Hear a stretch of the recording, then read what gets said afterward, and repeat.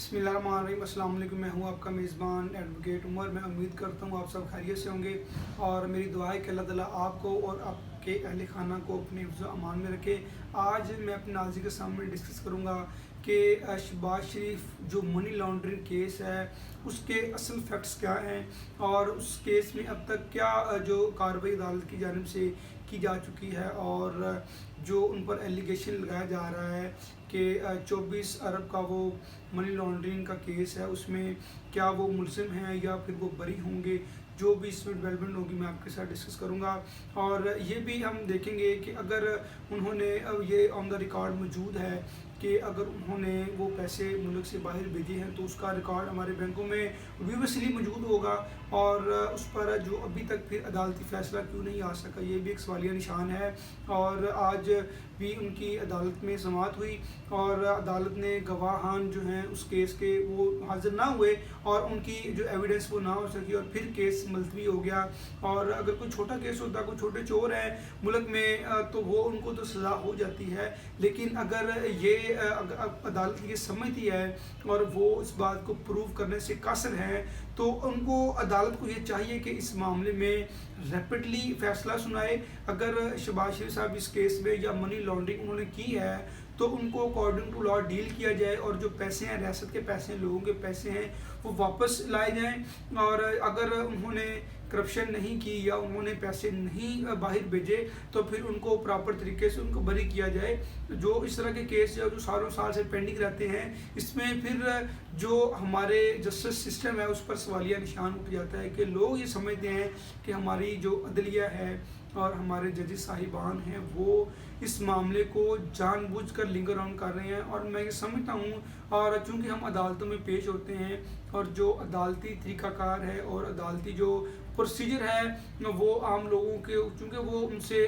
जो उनकी समझ में उस तरह नहीं आता जिस तरह वो जजेस उनको मामला को देख रहे होते हैं और छोटी छोटी टेक्निकल चीज़ें देखनी होती हैं और सभी जितने अकॉर्डिंग टू लॉ मौके भी फ्राहम करने होते हैं और सारी चीज़ें अदालत को देखनी पड़ती हैं। लेकिन लोगों के जहनों में जो सवाल हैं वो यही हैं कि अगर उनका केस इतना बड़ा केस है, इतने खरबों रुपए का केस है, जो मनी लॉन्ड्रिंग जो कि बैंकर्स हैं उनकी कुछ लोगों की एविडेंस हो चुकी है और उन्होंने जो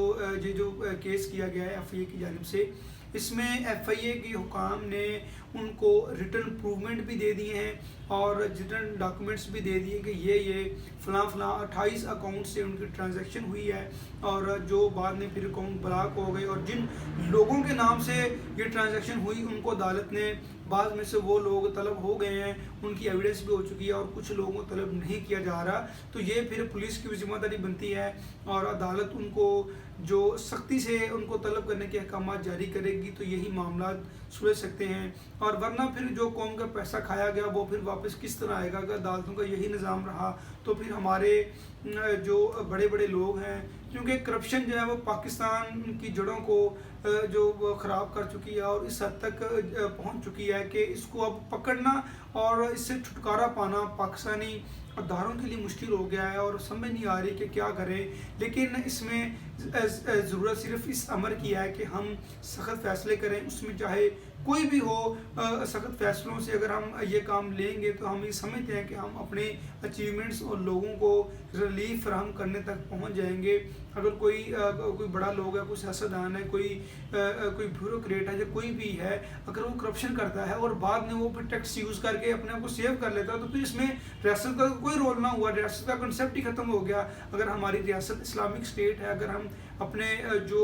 स्टेट के मुल्ज़िम उनको सजा नहीं दे सकते तो फिर स्टेट का जो फेलियर होने में कोई चांस नहीं रहता। तो हम देखेंगे कि इस केस में फर्दर डेवलपमेंट क्या होती है। जो भी डेवलपमेंट होगी मैं अपने नाज़रीन के साथ डिस्कस करता रहूँगा। अपना बहुत ख्याल रखिएगा। अल्लाह हाफिज़।